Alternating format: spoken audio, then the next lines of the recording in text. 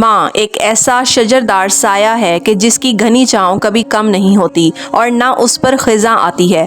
ماں کی گود انسانیت کا سب سے پہلا مکتب ہے۔ یہ تہذیب و شائستگی کا گہوارہ اور کائنات کا سب سے پرخلوص رشتہ ہے۔ ایک شخص رسول اللہ صلی اللہ علیہ وسلم کی خدمت میں حاضر ہوا اور اس نے عاجزی سے پوچھا، یا رسول اللہ صلی اللہ علیہ وسلم، میرے حسن سلوک کا سب سے زیادہ حقدار کون ہے؟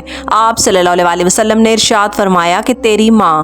انہوں نے عرض کیا، پھر کون؟ آپ صلی اللہ علیہ وسلم نے فرمایا کہ تیری ماں۔ انہوں نے پھر عرض کیا، پھر کون؟ آپ صلی اللہ علیہ وسلم نے فرمایا کہ تیری ماں۔ چوتھی مرتبہ سوال کرنے پر آپ صلی اللہ علیہ وسلم نے فرمایا کہ تیرے والد۔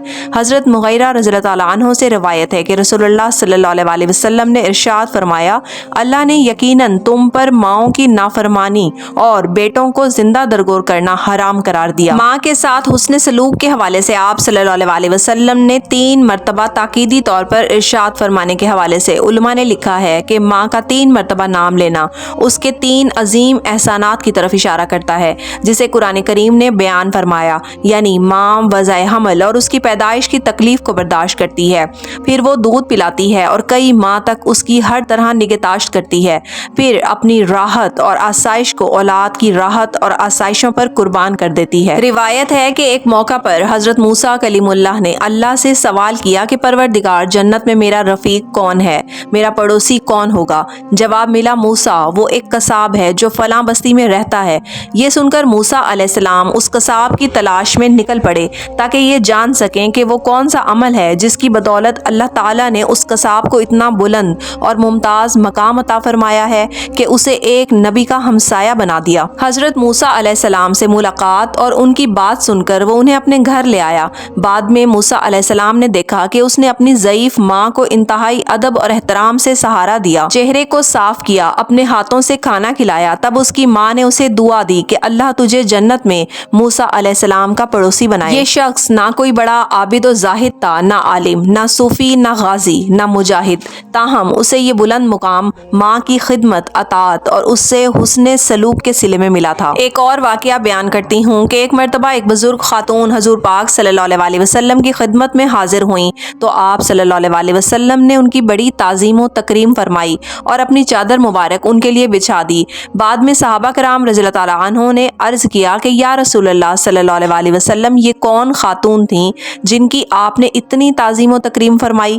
آپ صلی اللہ علیہ وسلم نے فرمایا کہ یہ میری رضائی ماں حضرت حلیمہ سعدیہ رضی اللہ تعالیٰ عنہ ہیں۔ آپ صلی اللہ علیہ وسلم کی عادت مبارکہ تھی کہ جب بھی آپ صلی اللہ علیہ وسلم حلیمہ سعدیہ کو دیکھتے تو میری ماں کہہ کر ان کی طرف دوڑتے ہوئے تشریف لے جاتے۔ حضرت اویس کرنی رضی اللہ تعالیٰ عنہ کو اسلامی تاریخ میں ماں کی خدمت، اطاعت اور حسن سلوک کے حوالے سے خاص شہرت حاصل ہے۔ ایک موقع پر ماں کے سوال کرنے پر کہ اویس، تم مدینہ منورہ جا کر رسول اللہ صلی اللہ علیہ وسلم کی زیارت اور صحبت سے شرف یاب کیوں نہیں ہوتے؟ والدہ کی یہ بات سن کر حضرت اویس کرنی نے جواب دیا کہ رسول اللہ صلی اللہ علیہ وسلم کا ارشاد گرامی ہے کہ ماں کے قدموں تلے جنت ہے، میں اس جنت کو کس طرح چھوڑ دوں؟ آخر والدہ کے بے حد اصرار پر مدینہ النبی صلی اللہ علیہ وسلم میں حاضر ہوئے اور رسول اللہ صلی اللہ علیہ وسلم ان دنوں مدینے میں موجود نہیں تھے۔ انہوں نے اس موقع پر اس خواہش کا اظہار کیا کہ اگر میرے اختیار میں ہو تو میں پوری زندگی مدینے میں رہوں اور آپ صلی اللہ علیہ وسلم کے دیدار اور صحبت سے شرف یاب ہوں، لیکن یہ میرے اختیار میں نہیں۔ میری ماں بوڑھی اور خدمت کی طلبگار ہیں، انہوں نے مجھے رسول اللہ صلی اللہ علیہ وسلم کی خدمت میں حاضر ہونے اور جلد واپس یمن آنے کی تاکید فرمائی ہے، لہٰذا رسول اللہ صلی اللہ علیہ وسلم کے یہ عاشق صادق فوراً یمن روانہ ہو گئے اور زندگی بھر ماں کی خدمت میں مصروف رہے۔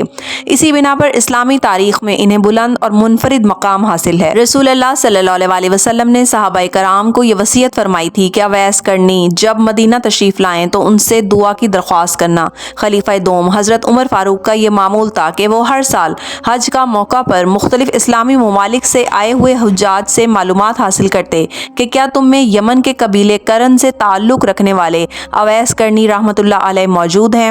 ایک سال جب حج کے موقع پر تشریف لائے تو حضرت عمر نے رسول اکرم صلی اللہ علیہ وسلم کی وصیت کے مطابق ان سے دعا کروائی اور حضرت اویس کرنی سے ملاقات کی۔ اویس کرنی رحمۃ اللہ علیہ کو اسلامی تاریخ میں یہ مقام اور امتیاز ماں کی خدمت کے صلے میں عطا ہوا۔ ماں وہ عظیم نام ہے جس کے لیے دنیا کی مختلف زبانوں اور عالمی تہذیبی ورثے اور زبان و ادب میں جو الفاظ الفاظ تخلیق کیے گئے وہ اس کے بلند مقام کا استعارہ اور ماں سے عقیدت و محبت کا حسن اظہار ہیں، جبکہ دین فطرت اور دین رحمت نے ماں کی عظمت، خدمت اور اس کی اطاعت و فرمانبرداری کا جو درس دیا وہ سب سے منفرد اور بے مثال ہے۔ خالق کائنات نے خلوص و وفا اور اظہار و محبت کی اس پیکر کو پوری انسانیت کے لیے رحم و کرم اور انس و محبت کا منبع بنایا ہے۔ ماں اور ممتا کے حوالے سے انسان اور حیوان کی بھی تفریق نہیں۔ یہ ایک تاریخ ساز حقیقت ہے کہ ہر مذہب اور ہر تہذیب نے ماں کی عظمت کو تسلیم کیا ہے، لیکن فخر موجودات سرور کائنات حضرت محمد مصطفیٰ صلی اللہ علیہ وسلم جو خوبصورت مثالی دین اور ابدی ضابطۂ حیات لے کر تشریف لائے، اس میں ماں کو سب سے زیادہ عظمت دی گئی ہے۔ آپ صلی اللہ علیہ وسلم کا ارشاد پاک ہے کہ جنت ماؤں کے قدموں تلے ہے۔ ماں کی محبت کائنات کا وہ واحد رشتہ ہے جس میں کوئی بناوٹ یا مطلب نہیں ہوتا۔ یہ ایسی بے لوث قربانی اور شفقت کا نام ہے جس کی مثال دنیا میں کہیں اور نہیں ملتی۔ ماں اپنی اولاد کی خوشی کی اور سکون کے لیے اپنی ہر خواہش اور آرام قربان کر دیتی ہے۔ دنیا کے ہر دکھ اور تکلیف میں ماں کی آغوش سب سے مضبوط اور محفوظ پناہ گاہ ثابت ہوتی ہے۔